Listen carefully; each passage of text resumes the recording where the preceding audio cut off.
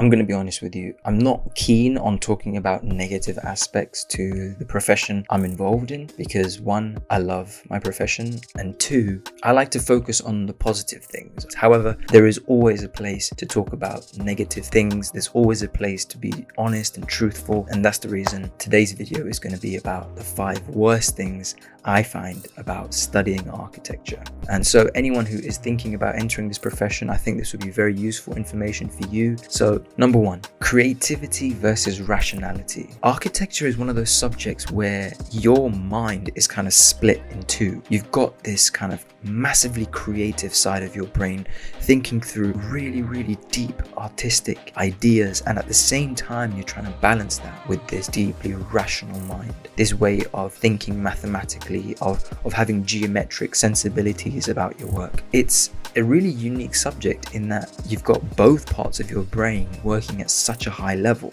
You know, if you think about when you're a kid, some children tend to be more creative than others. People, when they grow up, they tend to go into a field of law, for example, where you think very rationally, you're thinking black and white. I'm not saying creativity isn't involved in other professions, but architecture expects you to be creative explicitly, to create artistic visions, to behave as an artist in many regards. And at the same time, you have to think rationally. You have to think about how X meets Y. You have to think about how things are distanced. You have to think about scale. There's so much going on there that it can become really overwhelming for someone who isn't used to being creative and rational in the same breath. In that way, I think this is one of the biggest challenges that architecture students face when they first come into this profession.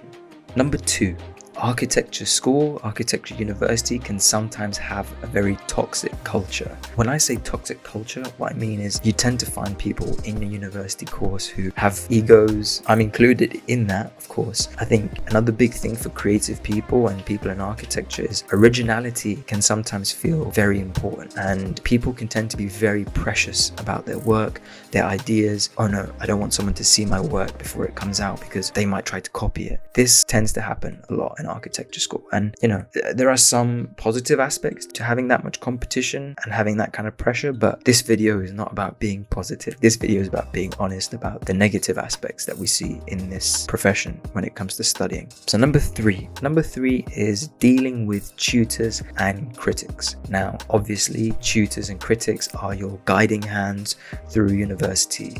You will sometimes meet a tutor who will change your life because their philosophy, their way of thinking, and their support is seminal to the way you progress and evolve as a designer. However, some tutors come with big egos and absolutely no regard to empathy and sensitivity when it comes to teaching, which is surprising. But at the same time, I think in the field that we're in, where the level of work which is required from people requires such nuanced thinking, you end up with very intelligent tutors. I think some of the most intelligent tutors we have are in architecture, but at the same time, you end up with tutors who they don't have a single empathetic bone in their body. And I've seen crits, and crits, if you don't know, crits are reviews that you have regularly in architecture. I've seen in crits where they're literally drilling into a student with no regard to the student's feelings, and it just ends up not being constructive and ends up not being a productive criticism in any way. In fact, all it does is demotivate the student, and this student ended up crying, and I was a visiting critique in that session, and I went up to her later and said that was not right, you know, and I ended up going through her project with her and basically giving her as much constructive feedback as I could. So that's something you do see in architecture school a lot, but it's worth also mentioning that you get tutors who are just incredible as well, but that will be for another video.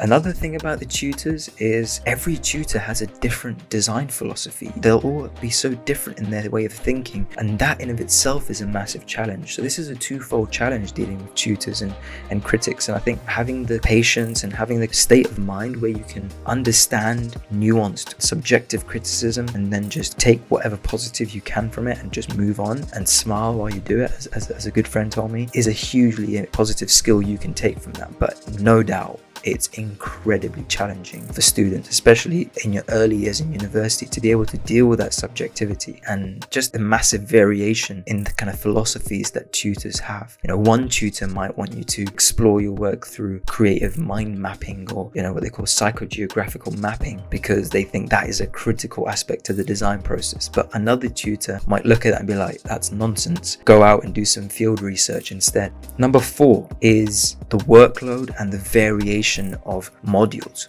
So in architecture school, you get so much work dumped on you, and that's because it's this kind of battle with the artistic side of things and the rational side of things. You end up having to do work which is very tick boxy, where it is very standard black and white coursework, where you have to do essays, you have to do academic writing, but at the same time you have to balance that with your design ideas and your design projects. And it just adds up as workload. You have so much work to do in architecture school. But then number 2, just the mere fact that the nature of those tasks are so different, the level of thinking you need is so varied to tackle those tasks to a high level, that can kind of send your brain into a bit of a blur, where it's hard to switch back from creative thinking to academic thinking. But you might have to do that in one day. For example, a lot of the times you'll be doing a history and theory module where you're trying to do some deep historical analysis and novel research.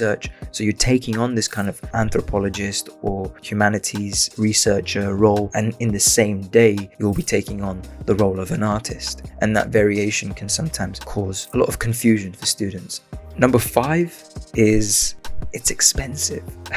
Architecture school is expensive, and I don't mean in terms of the tuition, because that varies depending where you study or what your visa state is, but obviously education in the UK is very expensive, even for home students. So add on top of that all the expenses you get in architecture school, like printing, model making, even the kind of bureaucratic fees you have to pay as a student for some reason. For example, to get your PEDR signed, which is your professional development records, where in your year out of work you have to record your experience. There's like £150 fee for students to pay just to get that seen, which is absurd in my eyes. And then all of that is made even worse with the fact that when you graduate, you end up on very low salaries. So expense is a massive downside to this, not just in the sense that, yes, printing costs will add up to hundreds and hundreds of pounds, depending on your studio, sometimes a month. Model making, buying materials like MDF and metal and acrylic, these aren't cheap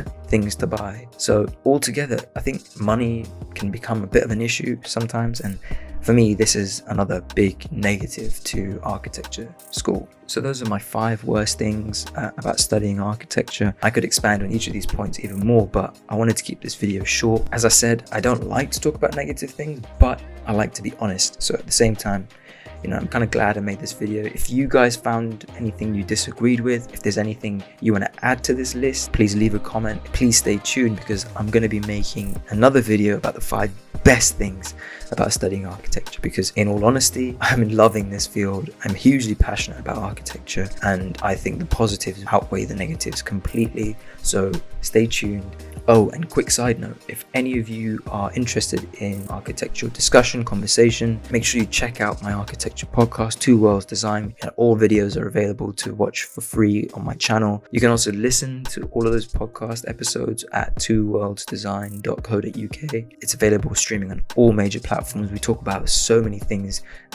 If you like this video, or you're interested in knowing more about architecture, education and culture in the UK especially, then I recommend episode 2 with Adam Nathaniel Furman, where we talk about all of these things and go really deep into it. So yeah, make sure you give that a listen. And finally, if you want to stay up to date with me and my drawings, which I regularly put out a lot of architectural drawings, make sure you follow me on Instagram at hamzasheikh.design, and I'll see you on the next video.